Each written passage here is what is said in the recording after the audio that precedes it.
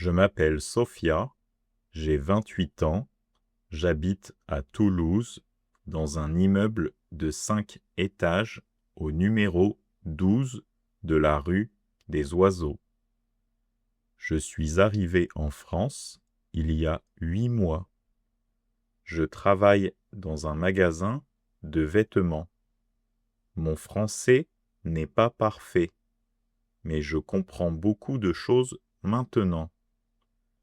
Dans mon immeuble, il y a 10 appartements, 10 portes, 10 familles. Et moi, je ne connais personne. Chaque matin, c'est la même chose.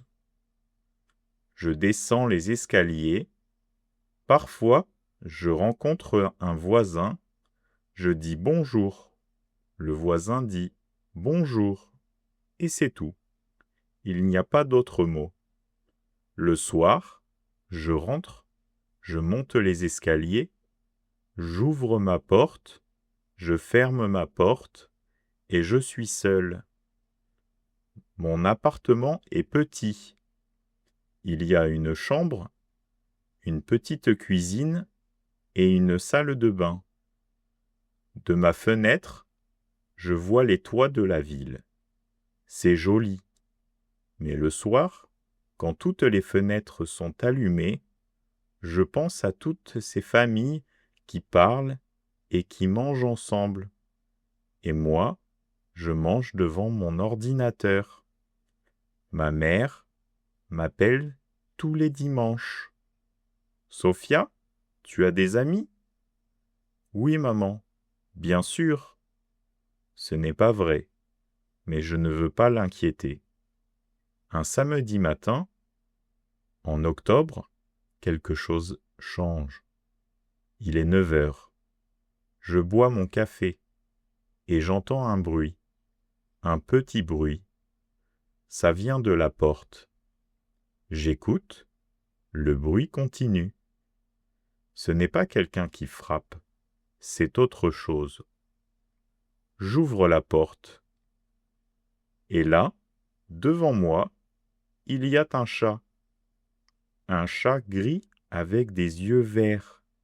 Il n'est pas gros, il n'est pas petit, il me regarde très calmement, comme s'il habitait ici. Bonjour toi, je dis. Le chat entre dans mon appartement. Il ne me demande pas la permission. Il marche dans le salon, il regarde partout, et il s'assoit devant le radiateur. Je ne sais pas quoi faire. Je n'ai jamais eu de chat. Tu as faim? Je regarde dans mon frigo. Il y a du fromage, du lait et du poulet froid. Je donne un peu de poulet au chat. Il mange très vite. Après, il boit un peu de lait. Puis, il ferme les yeux et il dort. Je le regarde dormir pendant 20 minutes. Je ne sais pas pourquoi, mais je me sens bien. À midi, je comprends le problème. Ce chat n'est pas mon chat, c'est le chat de quelqu'un. Ce chat a une famille, et cette famille est peut-être triste. Il porte un collier rouge, mais il n'y a pas de nom. Il n'y a pas de numéro de téléphone. Alors, je décide quelque chose. Je vais frapper à toutes les portes de l'immeuble. 10 portes. Je vais demander « Bonjour, est-ce que c'est votre chat ?» C'est une idée simple. C'est une idée simple, mais pour moi, c'est difficile. Parler français avec des inconnus, c'est ma plus grande peur. Je prends le chat dans mes bras. Il est chaud et lourd. Et je descends au premier étage. Je frappe à la première porte. Une femme ouvre. Elle a 60 ans peut-être. Elle porte des lunettes. « Bonjour, madame. » excusez-moi, est-ce que c'est votre chat? La femme regarde le chat. Elle sourit. Ah non, ce n'est pas mon chat, mais je le connais. Il vient souvent dans le jardin. Vous savez à qui il est? Non, je suis désolée. Mais attendez. Elle entre chez elle et elle revient avec une petite boîte. Tenez, c'est de la nourriture pour chat. J'avais un chat avant. Il est mort l'année dernière. Son visage change un peu quand elle dit ça. Merci beaucoup, madame. Je m'appelle Daniel. Moi, c'est Sophia. J'habite au 3e. Je sais, je vous vois le matin. Vous partez toujours très tôt. Elle me voit depuis 8 mois. Cette femme me voit tous les matins et je ne le savais pas. Bonne chance avec le chat, Sophia. Je monte à la porte suivante.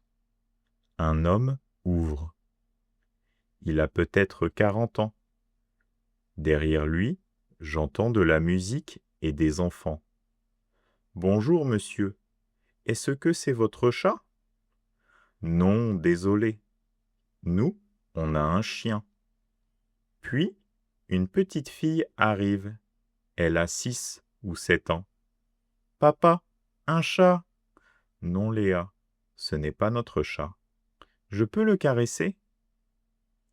Elle caresse le chat très doucement, avec 2 doigts. Le chat ferme les yeux. Il aime ça, dit la petite fille. Oui, je crois, je réponds. Tu habites où? Au 3e étage. Moi, j'habite ici, au 1er. Oui, je vois. Elle rit. Les enfants rient facilement. Et ça aide beaucoup quand on parle une langue étrangère. 2e étage. Je frappe. Personne. Je frappe encore. Personne. Je frappe à l'autre porte. Un jeune homme ouvre. Il a des écouteurs autour du cou. Salut. Bonjour. Excusez-moi. Est-ce que c'est votre chat? Ah non, pas du tout, mais il est beau. Il regarde le chat, puis il me regarde. Vous êtes espagnole? Non, je suis brésilienne. Ah, cool. Moi, je suis étudiant en musique. En musique? Ouais, guitare. Désolé, je fais du bruit le soir. Non, ce n'est pas grave. En vérité, j'entends sa guitare presque tous les soirs. Et j'aime bien, et je ne le dis pas. Peut-être une autre fois. 3e étage. Mon étage. Il y a une porte en face de la mienne. Je n'ai jamais parlé à cette personne. Jamais, en 8 mois. Je frappe. Un vieux monsieur ouvre. Il est très petit. Il marche avec une canne. Il regarde le chat et son visage devient blanc. Michel! Le chat saute de mes bras. Il court vers le vieux monsieur. Il tourne autour de ses jambes. Michel, mon Michel, où étais-tu? Le vieux monsieur essaye de se baisser. Le vieux monsieur essaie de se baisser, mais c'est difficile pour lui. Alors, je prends le chat et je le mets dans ses bras. Merci, mademoiselle. Merci beaucoup. Ses yeux sont brillants. Il est parti mardi. La fenêtre était ouverte. J'ai cherché partout, mais je marche mal. Je ne peux pas descendre les escaliers facilement. Nous sommes debout dans le couloir. Le chat ronronne très fort. Vous voulez entrer? Je vais vous faire du café. Je réponds oui avant de réfléchir. Son appartement est comme le mien, mais à l'envers. Il y a beaucoup de livres, beaucoup de photos aussi. Sur une photo, il y a un jeune homme en uniforme. Sur une autre, il y a une femme qui rit. C'est ma femme, Hélène, dit-il. Elle est morte il y a 3 ans. Je suis désolé. C'est la vie. Il fait le café très lentement. Tout est lent chez lui. Et c'est agréable. Je m'appelle Robert. Moi, c'est Sophia. Vous habitez en face, n'est-ce pas? Oui, depuis 8 mois. 8 mois? Et nous n'avons jamais parlé ensemble? Non. Il sourit. C'est ça, les villes. Tout le monde est à côté, et personne n'est ensemble. Nous buvons le café. Il me pose des questions. D'où je viens? Pourquoi je suis en France? Si ma famille me manque, je parle lentement. Je fais des erreurs. Mais il ne me corrige pas et il ne rit pas. Il attend. Quand je cherche un mot, il attend patiemment et parfois, il propose. Difficile, fatigant, seul. Oui, je dis. Seul, c'est le mot. Il hoche la tête. Je connais ce mot très bien. Nous parlons pendant 1 heure. C'est la plus longue conversation en français de toute ma vie.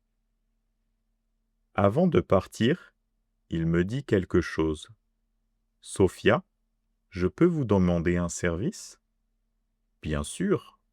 Le mercredi, je vais au marché, mais avec ma canne, c'est difficile de porter les sacs. Est-ce que... Oui, je dis. Mercredi, je viens avec vous. Le mercredi suivant, nous allons au marché ensemble. Robert marche lentement. Alors, nous mettons 20 minutes pour faire 500 mètres. Ce n'est pas grave. Pendant ces 20 minutes, il me raconte le quartier. Cette boulangerie, elle existe depuis 1972. Ce banc, c'est là que j'ai embrassé Hélène la première fois.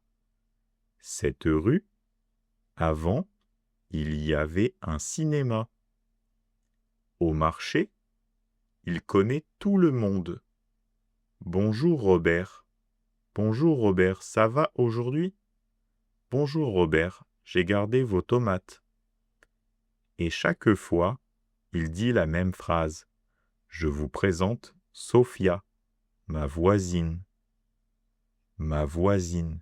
2 mots simples, mais pour moi, ces 2 mots sont énormes. Parce que voisine, ça veut dire elle est d'ici. Elle appartient à cet endroit. La marchande de fruits me demande d'où je viens. Je réponds. Elle me donne une pomme gratuitement. Bienvenue alors. Sur le chemin du retour, je porte les sacs et je souris toute seule, comme une idiote. Les semaines passent. Le mercredi devient notre jour. Marché, puis café, chez Robert. Michel, le chat, dort toujours sur mes genoux. Robert corrige mon français, mais très gentiment, seulement quand je demande. Un jour, dans l'escalier, je rencontre Danielle, la dame du premier étage. Alors, ce chat, c'est le chat de monsieur Robert, au 3e. Robert, le monsieur avec la canne? Il va bien? Oui, ça va, mais il sort peu. Ah, il faudrait faire quelque chose. Et voilà comment tout commence vraiment. 3 semaines plus tard, un samedi soir, il y a un dîner dans la cour de l'immeuble. C'est l'idée de Daniel. Chaque famille apporte un plat. Il y a une table longue, des chaises différentes, des lumières dans les arbres. Le père du premier étage apporte une grande salade. Sa fille, Léa, court partout avec le chat. L'étudiant, en musique, apporte sa guitare et joue 3 chansons. La famille du quatrième, je n'ai jamais vue, apporte un gâteau au chocolat immense. Moi, je fais un plat de mon pays. Tout le monde en reprend 2 fois. Robert est assis à la meilleure place, avec une couverture sur les jambes. Il parle avec tout le monde. Il raconte l'histoire de l'immeuble depuis 40 ans. Et à un moment, quelqu'un demande : « Mais pourquoi on fait ce dîner en fait ?» Daniel rit et elle dit : « À cause d'un chat. » Tout le monde regarde Michel, qui dort sur une chaise tranquillement, comme s'il n'avait rien fait. Il est presque minuit quand je remonte chez moi. De ma fenêtre, je vois la cour. Les gens rangent les chaises. J'entends des rires en bas. Et je pense à quelque chose. Pendant 8 mois, j'ai cru que le problème, c'était la langue. Je pensais, quand je parle bien français, pendant 8 mois, j'ai cru que le problème, c'était la langue. Je pensais, quand je parlerais bien français, j'aurais des amis. Mais ce n'était pas vrai. Le problème, ce n'était pas mon français. Le problème, c'était que je n'ouvrais jamais ma porte. Ce jour d'octobre, je n'ai pas fait quelque chose de difficile. J'ai frappé à 10 portes et j'ai dit une phrase simple. « Bonjour, est-ce que c'est votre chat ?» 9 personnes ont dit non, une personne a dit oui, et ma vie a changé. Aujourd'hui, quand je descends les escaliers le matin, je dis bonjour, et les gens répondent avec mon nom. Aujourd'hui, quand je descends les escaliers le matin, je dis bonjour, et les gens répondent avec mon nom. Bonjour Sophia. Léa me montre ses dessins. L'étudiant me demande si sa musique est trop forte. Daniel me donne des tomates de son balcon. Et le mercredi, il y a Robert et le marché. Ma mère m'a appelé dimanche dernier. Sophia, tu as des amis ? Cette fois, j'ai répondu oui, et c'était vrai. Alors si vous êtes loin de chez vous, si vous vivez dans une ville où personne ne connaît votre nom, écoutez-moi bien. Vous n'avez pas besoin de parler parfaitement. Vous avez besoin d'une phrase, une seule phrase simple. Dites à quelqu'un un jour : « Bonjour, excusez-moi, vous avez besoin d'aide ? Est-ce que c'est votre chat ? » Les grandes choses commencent toujours petit. Et parfois, elles commencent avec un chat gris qui frappe à votre porte un samedi matin.